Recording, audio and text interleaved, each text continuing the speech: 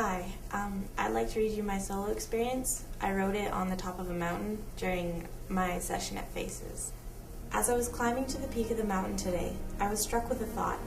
I was so busy watching my feet on the rocks, trying to find a stable spot to place my boot, that I forgot to look up and take in the beautiful view.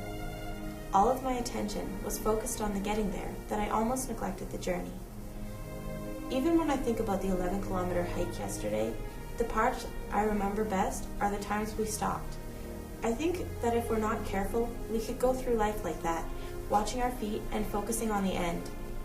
Sure, it's safer to live like that, but think of all the beauty we miss. If we always pay attention to where we're going instead of how we get there, we will miss so much. If we watch our feet, we're not going to stumble or be tempted by the more dangerous route, but we're also going to miss the most breathtaking, incredible sights of our lives. I think Faces has given me this metaphorical thinking process. Before these incredible 10 days, I looked at things only as what they appeared to be. Rock climbing was for the extreme, rappelling was stressful, whitewater canoeing was merely a canoe cutting through the rapids, running for 5 kilometers was a cruel form of punishment, and climbing to the top of a mountain carrying all my gear was an impossibility. It's like Faces has not only removed the masks from my true self, but also the veil covering my vision. I can see now. Rock climbing is not only for the extreme, but a way to conquer a fear or change your thinking process completely. When you're hanging from the rock face, you're not saying I can't. You're saying I won't. If you want to succeed, all you have to do is say I can, and you will. You're not going to fall, so why not just take the risk and accomplish something amazing? Rappelling isn't stressful at all, I've learned. It's a way to take in a beautiful view, but also an incredible uplifting feeling.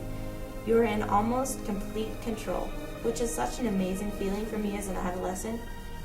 Rappelling makes me feel powerful, but also free. I'm in control of my own destiny, even for that small amount of time. It makes me wonder what it would be like to fly. Whitewater canoeing is so much more than the canoe and the waves. It is the teamwork between canoeing partners.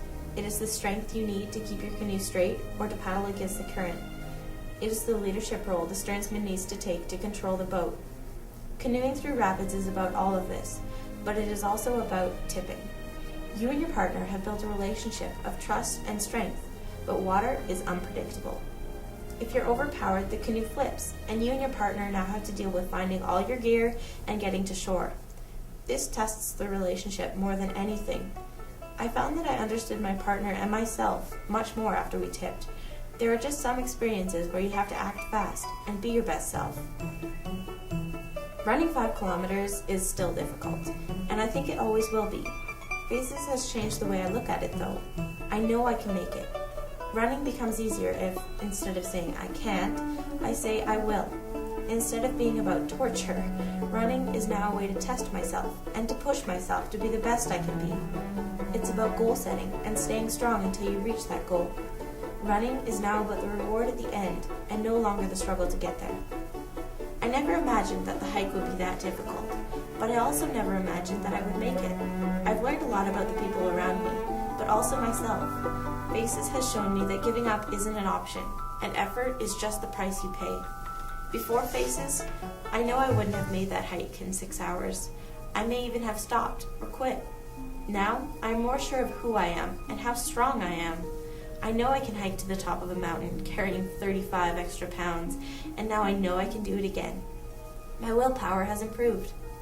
I didn't have the option to stop, so I couldn't let myself. Faces has not only made me physically stronger, but emotionally stronger as well. There has been so much more to Faces than what I learned from the physical experience, though. I have heard repeatedly through my life that I'm supposed to just be yourself. It was difficult for me to do that because I didn't see why it was so important. I felt that if everyone fit in and everyone was the same, no one would get hurt, no one would be rejected. I thought that was a good thing. At that moment, I faced my second fear.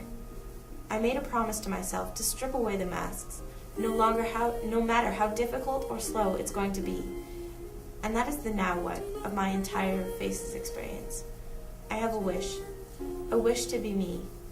And when I fulfill that wish, I'm going to find a person who I love, who is no longer afraid to be different, and who lives with integrity every day. I know I can do it, and I'm going to do it. I'm making this vow on the top of a mountain, one of the purest places I've ever been. I'm going to start by keeping this memory, this pureness, with me in my heart.